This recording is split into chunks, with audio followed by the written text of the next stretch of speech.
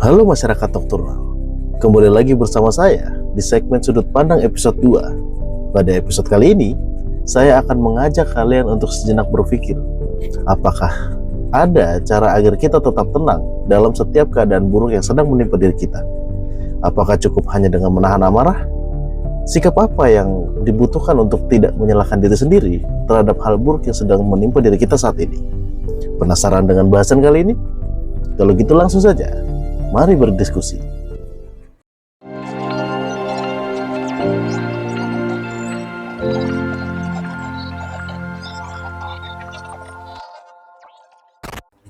Pernahkah kalian merasa hidup ini seperti serangkaian ujian tanpa akhir?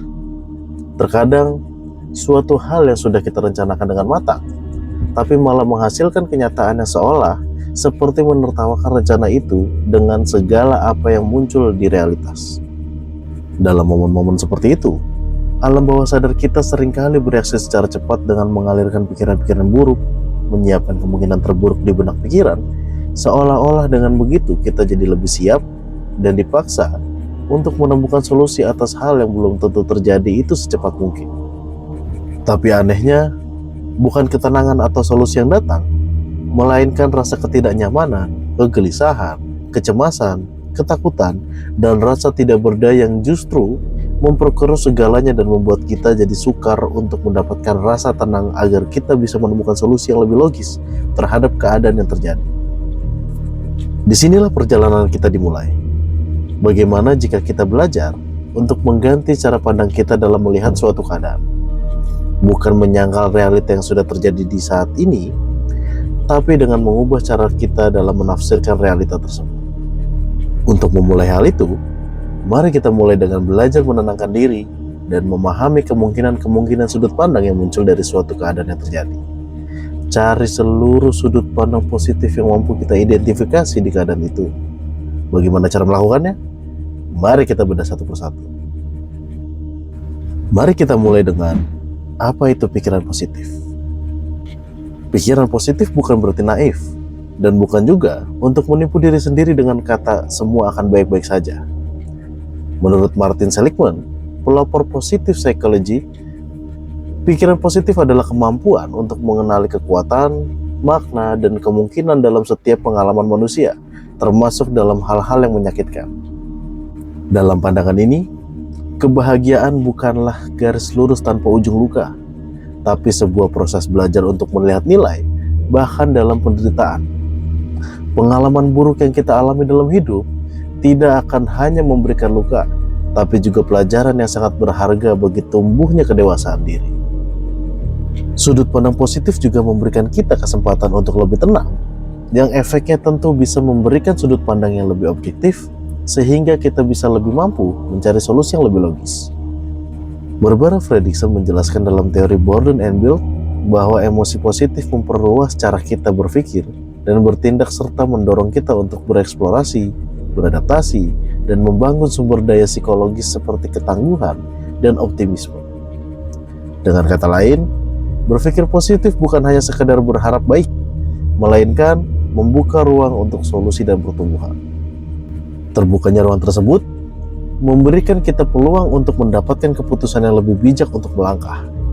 Hal itu tidak akan terjadi jika dalam keadaan tersebut kita hanya terpaku dengan pemikiran-pemikiran buruk yang berujung pada keputusan yang bodoh, yang penuh dengan hasrat emosional yang tak perlu. Dan dengan hal itu, maka akan semakin memberatkan kehidupan kita ke depannya. Sebelum kita menyelam lebih dalam, kita harus paham mengapa pikiran positif itu penting. Kita hidup dalam tubuh yang bereaksi terhadap pikiran. Kondisi tersebut bisa kita rasakan. Misalnya, saat kita mengalami kecemasan, sistem saraf simpati kita akan secara otomatis mengambil alih untuk mengendalikan respon lawan atau lari di seluruh tubuh. Ada juga ketika kita merasa tenang dan optimis, tubuh akan memasuki kondisi fisik maupun mental yang terasa lebih harmonis. Riset dari Journal of Cognitive Behavior Therapy menemukan bahwa terapi berbasis pikiran positif atau positive CBT memberikan hasil yang lebih baik dibanding CBT biasa, meningkatkan kebahagiaan, optimisme, dan kesehatan mental secara signifikan. Saat kita melakukan metode terapi tersebut, secara tidak sadar, kita akan dihadapkan sebuah situasi di mana ternyata ada banyak cara untuk tidak langsung merespon hal buruk dengan amarah yang muncul karena insting bertahan hidup kita. Dengan sikap tenang yang kita dapatkan dari hasil terapi tersebut, kita akan mampu berpikir lebih objektif dan logis dalam melihat kondisi yang kita alami saat itu. Kemampuan berpikir tersebut akan sangat mempengaruhi sudut pandang kita ke arah yang lebih baik untuk mengambil sebuah keputusan. Pikiran positif tidak hanya sebatas untuk mencegah munculnya stres, tetapi juga dapat memperkuat imunitas tubuh, mempercepat penyembuhan, menurunkan tekanan darah, dan meningkatkan kemampuan adaptasi terhadap perubahan-perubahan yang terjadi di hidup kita. Tubuh dan pikiran kita memiliki koneksi yang lebih dalam daripada hanya sekadar kesadaran dan keteraturan dalam bergerak. Perlu kita pahami, pola pikir adalah biokimia yang dapat mengubah arah hidup kita.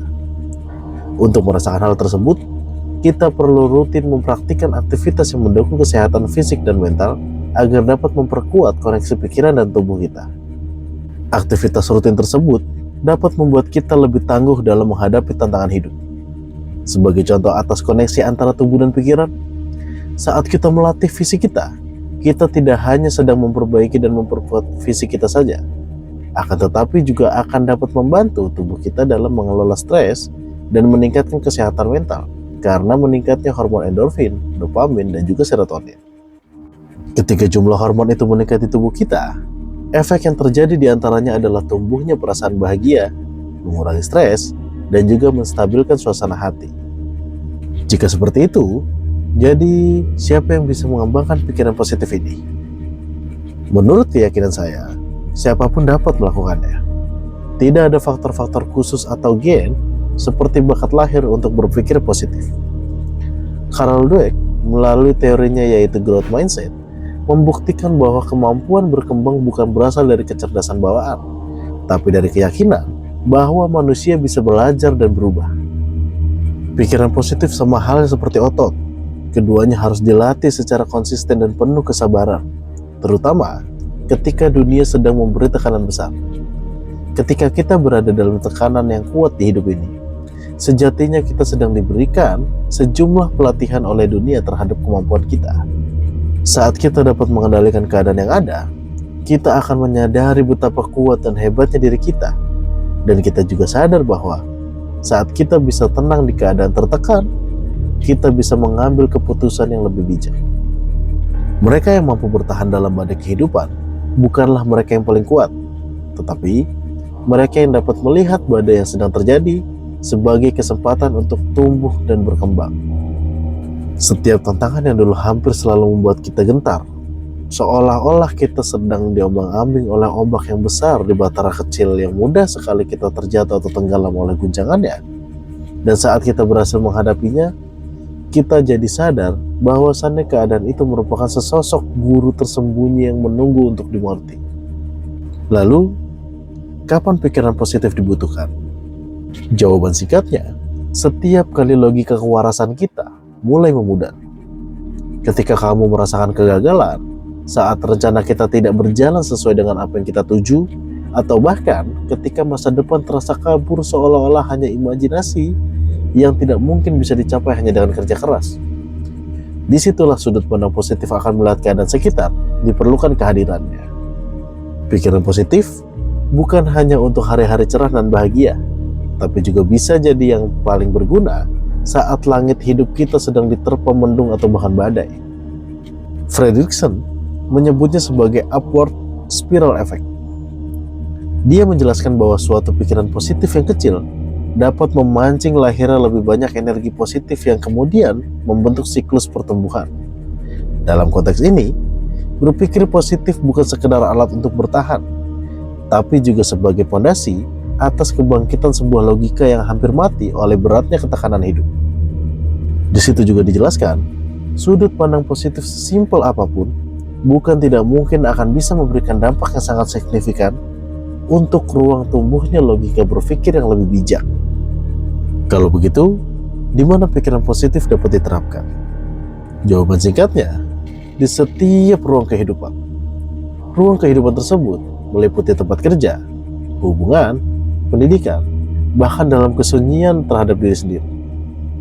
Dalam riset yang diterbitkan oleh Frontier in Psychology, praktek psikologi positif di lingkungan pendidikan meningkatkan resilience siswa dan menurunkan tingkat stres akademik.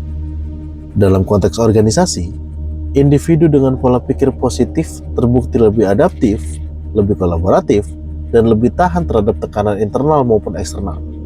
Yang artinya, berpikir positif adalah investasi sosial, bukan sekedar emosional. Bagaimana cara membangun pikiran yang positif? Ada beberapa langkah praktis yang terbukti bisa membantu kita dalam menggambar hal tersebut. Yang pertama, reframing pikiran negatif. Saat menghadapi situasi yang buruk, ubah pertanyaan dari kenapa ini terjadi padaku menjadi apa yang bisa aku pelajari dari semua ini.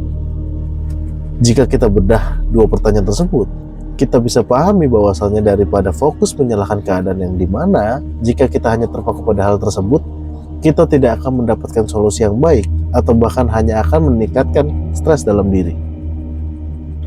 Mari kita buang pikiran tersebut dan mulai observasi terhadap keadaan buruk yang sedang menimpa diri kita dengan dasar pertanyaan, apa yang bisa aku pelajari dari semua ini?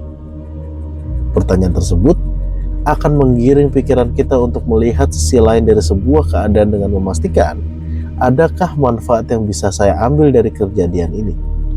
Karena sejatinya, tidak mungkin ada keadaan buruk yang tidak bisa dipelajari manfaatnya untuk tumbuh dan berkembang menjadi lebih baik. 2. Melatih rasa syukur. Banyak metode yang dapat kita pilih untuk melatih rasa syukur. Salah satunya dengan menulis 3 hal kecil yang dapat kita syukuri setiap malam, mengurangi keluhan dan perbandingan diri, serta fokus pada apa yang sudah kita miliki. Menumbuhkan rasa syukur juga bisa dengan sering mengucapkan terima kasih, berdoa atau meditasi, atau berbagi dengan sesama. Ketika kita sudah bisa melibatkan perasaan bersyukur dalam setiap apa yang kita lakukan, secara tidak sadar, pikiran kita akan selalu mengarahkan kita kepada hal-hal positif tentang apa yang bisa kita petik dari setiap keadaan yang muncul di kehidupan kita. Yang ketiga, mengenali kekuatan diri. Temukan kualitas unik yang dapat membuatmu mampu bertahan dari goncangan-goncangan yang ada, seperti ketulusan, rasa ingin tahu, atau keberanian. Saat kamu mengenali apa yang menjadi kekuatanmu, kamu akan lebih mudah untuk memilih jalan yang akan kamu ambil dan meminimalisir keraguan atas pilihan yang sudah kamu ambil. Saat kita sudah bisa mengenali apa yang menjadi kekuatan kita akan jadi lebih mudah untuk maju karena pijakan yang kita ambil adalah hal yang sudah kita kuasai dan kita bisa percaya diri untuk bisa melakukannya. Ketika rasa percaya diri kita tumbuh, pikiran-pikiran buruk atas pilihan yang kita ambil akan bisa kita pinggirkan dengan lebih mudah. Yang keempat, mindfulness. Mindfulness berarti melatih kesadaran tanpa penilaian terhadap pikiran dan emosi yang muncul. Mindfulness juga bisa diartikan sebagai praktik kesadaran penuh untuk memperhatikan momen saat ini secara sengaja tanpa menghakimi. Melatih hal ini bertujuan untuk menumbuhkan kesadaran untuk fokus pada pengalaman saat ini, baik melalui pernapasan, sensasi tubuh, atau kegiatan sehari-hari, alih-alih terperangkap dalam pikiran masa lalu atau masa depan. Kita akan fokus ke masa sekarang dan fokus terhadap apa yang sebenar-benarnya terjadi saat ini.